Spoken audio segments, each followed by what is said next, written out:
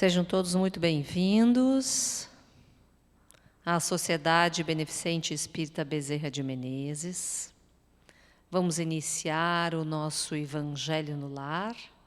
Convido a todos para que possamos realizar uma prece de abertura. Convido os internautas que nos assistem para que possamos, neste momento, sentarmos confortavelmente, fazermos uma respiração profunda, nos conectando com o momento presente, percebendo o ar que entra e o ar que sai.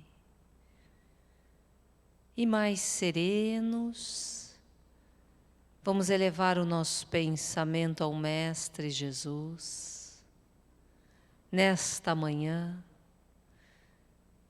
rogando ao Mestre que nos ampare frente às provações da vida,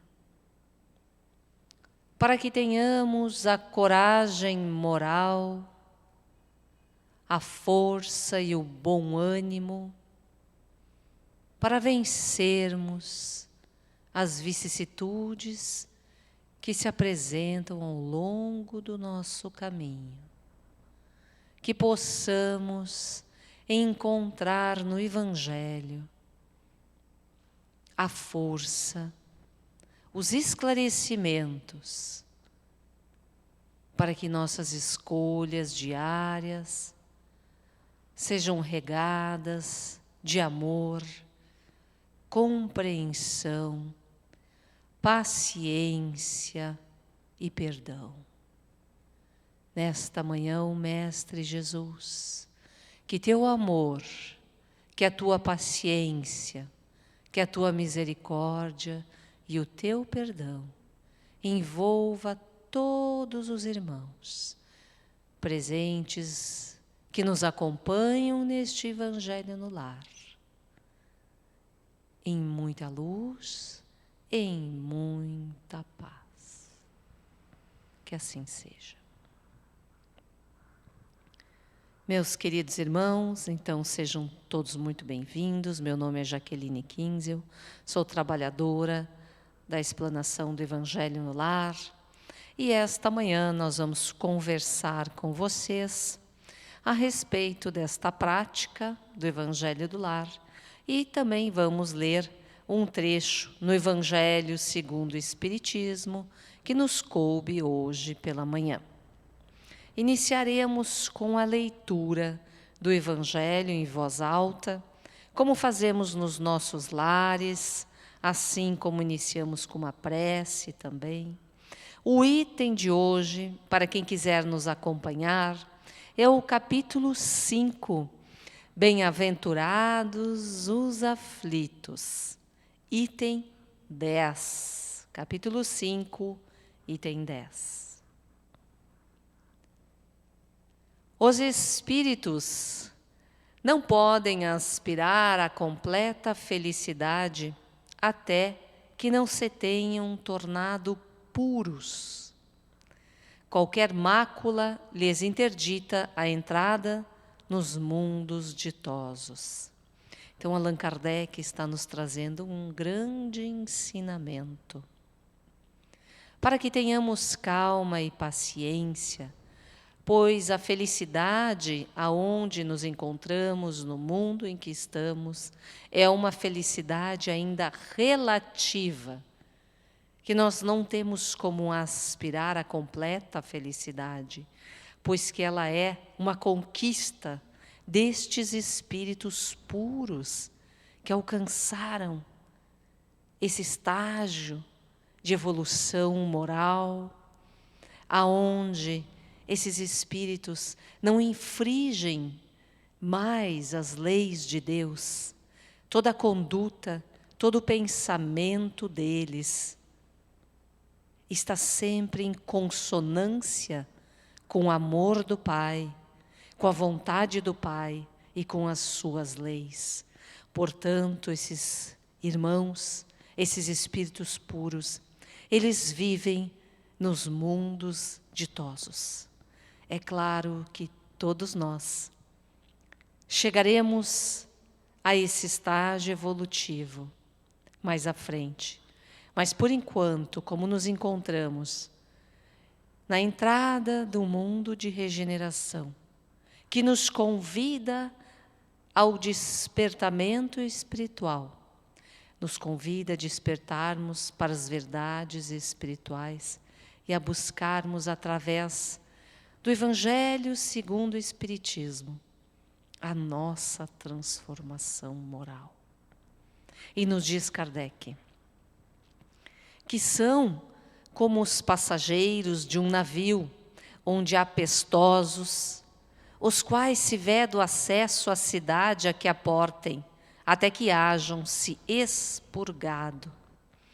Kardec nos dá um exemplo tão lindo aqui, que como se um navio que aportasse ao nosso país, Brasil, e dentro desse navio tivessem várias pessoas, por exemplo, contaminadas com o Covid. Elas só poderiam acessar o país 15 dias após, nós sabemos, é necessário um tempo para que o vírus morra, né? Que elas se purifiquem deste vírus. Então, assim, Kardec nos ensina que, à medida que nós vamos reencarnando, nós também vamos nos expungindo após cada encarnação das nossas imperfeições. Por isso que nós reencarnamos muitas e muitas vezes. E ele diz mais: as provações da vida os fazem adiantar-se, quando bem suportadas. Olha que lindo, Kardec está nos dando um grande ensinamento. As provas que chegam para nós, que são oportunidades de aprendizado para a nossa vida, se bem suportadas, com paciência, com calma e resignação, nós colheremos o fruto no futuro desta prova, porque nós conseguiremos evoluir, crescer. Ele diz assim: como expiações, elas apagam as faltas e purificam. São o remédio que limpa as chagas e cura o doente. Quanto mais grave é o mal, tanto mais enérgico deve ser o remédio. Meus irmãos, qual é o remédio que cura as chagas da nossa alma? É o Evangelho de amor que o Mestre Jesus nos ensinou, que nos convida a termos pensamentos e atitudes envolvidas neste sentimento sublime que é o amor, para conosco mesmo e para com o nosso próximo. E diz mais Kardec: aquele, pois, que muito sofre, aquela pessoa que sofre muito, deve reconhecer que tinha de expiar. Deve reconhecer, ele está nos dizendo, se nós temos muitas dores, sofrimentos ao longo do caminho, é importante que possamos reconhecer que ali existe um processo de purificação da nossa alma, relativo aos erros cometidos no passado. Pode ser o passado próximo nessa encarnação ou em outras encarnações. Mas o importante é que possamos aprender a como passar por este momento, pela dificuldade, com a cabeça erguida, desenvolvendo esperança, fé, confiança em Deus, fazendo a nossa parte, porque a resignação, esse ato de resignar-se, ele é um ato que nos convida a uma submissão paciente aos desígnios de Deus. Submissão paciente aos desígnios de Deus, mas, ao mesmo tempo, ela nos convida a uma atitude ativa, porque todos nós, Como diz o Evangelho, capítulo 27, pedi e obtereis. Todos nós devemos fazer a nossa parte. Devemos orar todos os dias, ao acordar e ao dormir.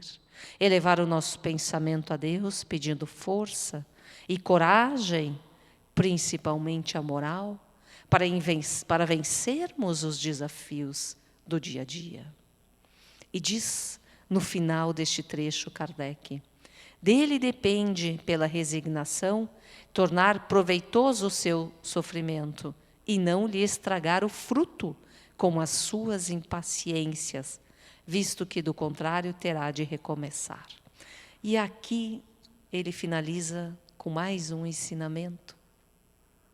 As impaciências são frutos do nosso ego, que quer que as coisas aconteçam na hora que nós desejamos e como nós queremos.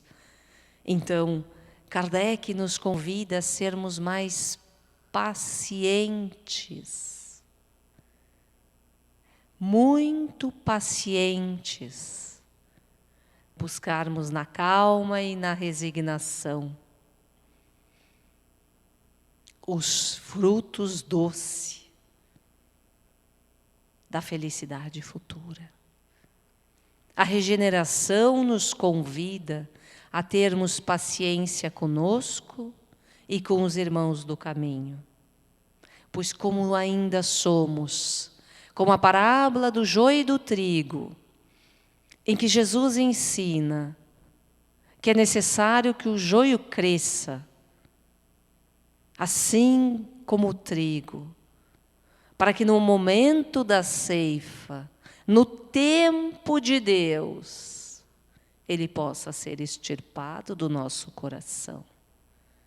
Então tenhamos paciência, pois que se nós ainda temos joio e trigo dentro do nosso coração, o irmão do caminho também tem. Que possamos, meus irmãos, aprender a não julgar, aprendermos a sermos mais piedosos, indulgentes, conosco mesmo, com as nossas imperfeições. Quando nós sermos mais pacientes com as nossas imperfeições, nós também seremos mais pacientes com o irmão do caminho. É um caminho longo que nós temos ainda pela frente. Serão necessárias muitas e muitas reencarnações. E o convite desta manhã, que o Mestre Jesus nos faz, é para que possamos buscar, através do Evangelho no lar, desta prática que alimenta a nossa alma e o nosso coração, realizarmos o culto em família, aonde nós vamos, naquele dia combinado, aprazível a todos, naquele horário, colocar uma água para ser frutificada na mesa. Nós já vamos nos organizar com antecedência. Vamos serenar a mente, o coração, para que possamos receber as inspirações da equipe espiritual que estará ali nos orientando e nos fortalecendo. E vamos ler em voz alta o Evangelho. Vamos pedir a força da equipe espiritual para que eles nos ajudem a compreender as verdades, para que possamos trazer também ao campo do nosso coração e que possamos aos poucos praticar os ensinamentos do Mestre Jesus, para que possamos caminhar rumo ao Pai Celestial, para que possamos alcançar a completa felicidade que esses espíritos puros já alcançaram. Esta a nossa meta, mas só chegaremos lá quando aprendermos a praticar as leis de Deus, a praticar o Evangelho na sua essência maior, que é o amor. O amor cobre a multidão dos pecados. O amor nos une em laços eternos. O amor nos conduz ao Pai. O amor nos dá força para seguirmos a nossa caminhada, sempre fortalecidos, em união com o Pai maior, em comunhão. O amor é dádiva divina. O amor é a virtude maior do Pai, concedida à criatura. Mas é preciso que essa semente do amor, que se encontra em todos os nossos corações, de todos os irmãos, que ela germine na terra boa, na terra fértil da humildade. Fiquemos em paz e vamos fazer a nossa oração. Obrigada, Mestre Jesus, e aos Espíritos de luz e de paz, que nos inspiraram nesta manhã na realização do Evangelho no Lar. Pedimos aos caravaneiros da nossa casa que possam adentrar os lares dos irmãos internautas, à medida que cada um escutar este áudio, e todos possam receber a bênção do passe espiritual, como uma luz dourada que envolve a todos os irmãos, trazendo paz, bom ânimo e coragem.